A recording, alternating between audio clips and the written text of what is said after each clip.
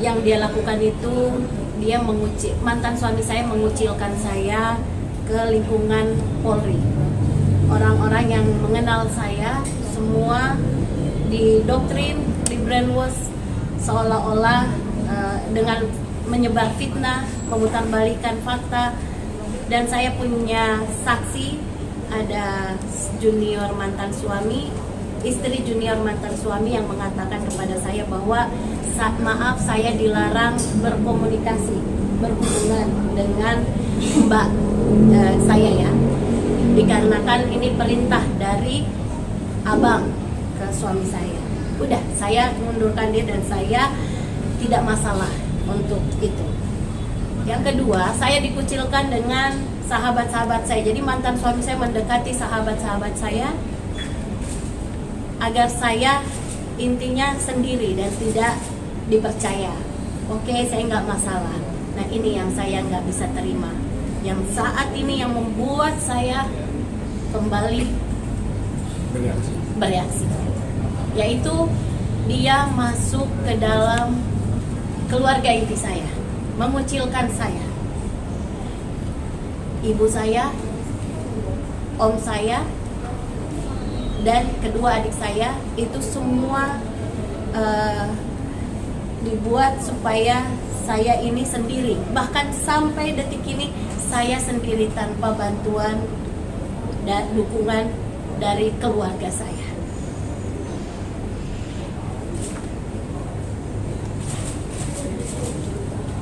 Oke. Dan satu hal lagi,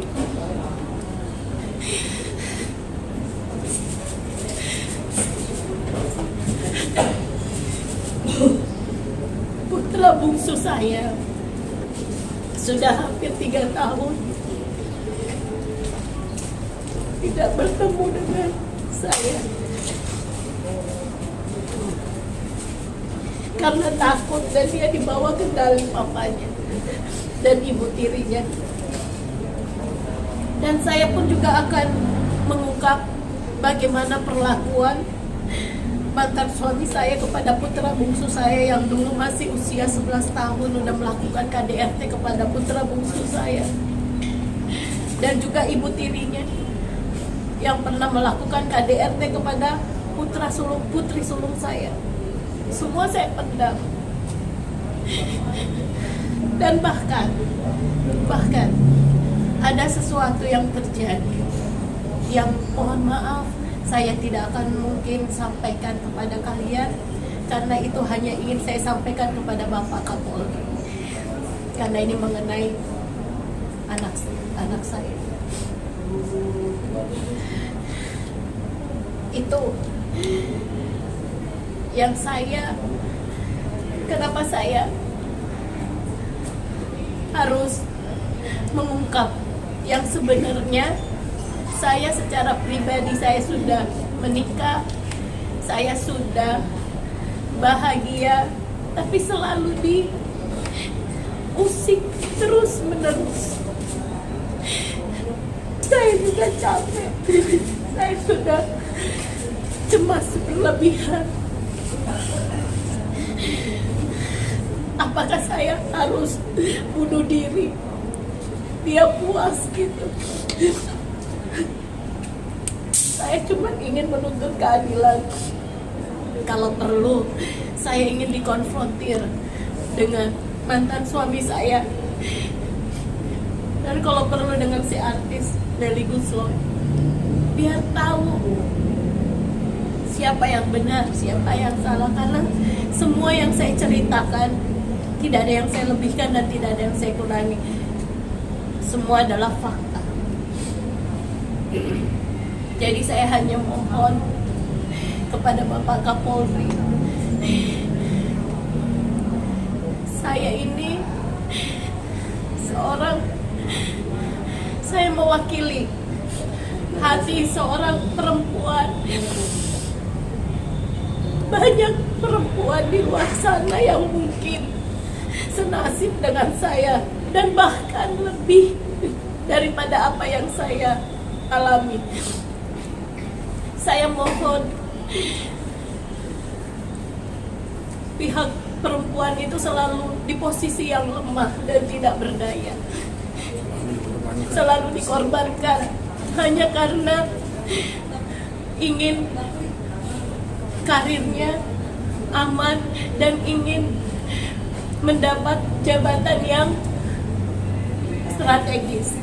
Jadi mohon, dengan kasus saya ini, saya mohon kepada Bapak Kapolri agar segera menindaklanjuti. Mohon belas kasihannya, saya ini cuman lulusan SMA. Basic saya cuman seorang ibu rumah tangga yang dulunya pada saat saya menjadi bayangkari, saya cuman hanya mengurus anak, mengurus suami, dan menjadi aktif kegiatan bayangkari. Saya cuma lulusan SMA yang mungkin tidak pantas dengan seorang mantan suami saya yang lulusan Akpol, lulusan PTIK, lulusan Sespin, lulusan Lemhanas. Apalah dayanya saya ini cuma hanya diam, selalu diam. Ketika saya bebas dari penjara, saya menemui Ibu Tika Bisono karena saya merasa udah ada trauma, bahkan antara gesekan besi dengan gembok itu saya udah rasanya tuh kayak trauma. Iya, dan saya menemui beliau, alhamdulillah saya bisa sedikit tenang. Bahkan pada saat saya ditemenin beliau ke lapas, itu saya nggak sanggup.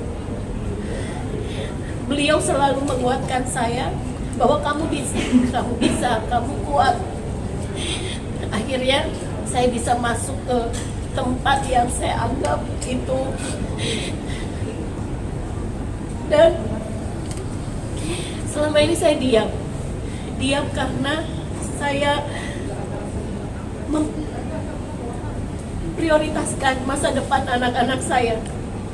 Pada saat saya bebas dari penjara itu, saya didampingi sama Ibu Tika, dan dulu ada pendamping Prof. Ojo juga. Anak-anak mengatakan kepada saya, "Ma, kami terpaksa ikut sama Papa karena kami ingin sekolah. Mama tidak punya apa-apa."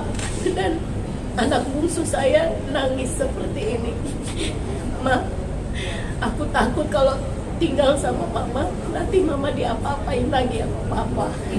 Dan itu yang membuat saya selama belasan tahun saya diam demi anak-anak.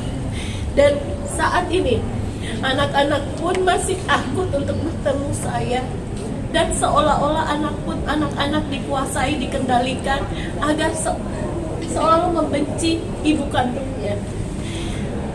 Saya tekankan, saya tidak akan berpisah dengan ketiga putra-putri saya jika saya tidak dipenjara. Jadi saya tidak pernah terima itu, Bapak. Jadi saya penjara itu saya tidak. Saya merasa bahwa gara-gara penjara itu saya berpisah dengan ketiga putra-putri saya. Dan sampai saat ini anak-anak di bawah kendali mereka. Dan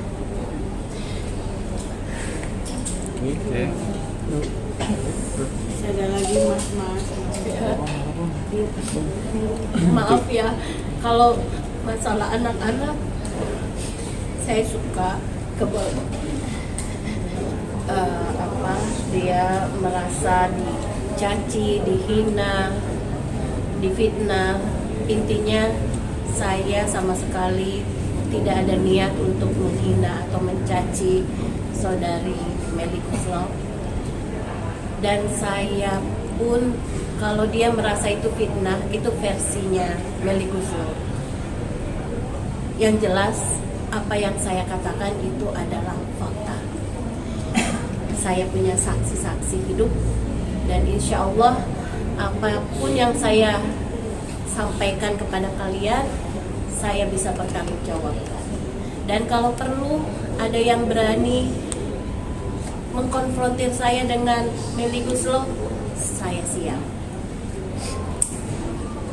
Artinya gini,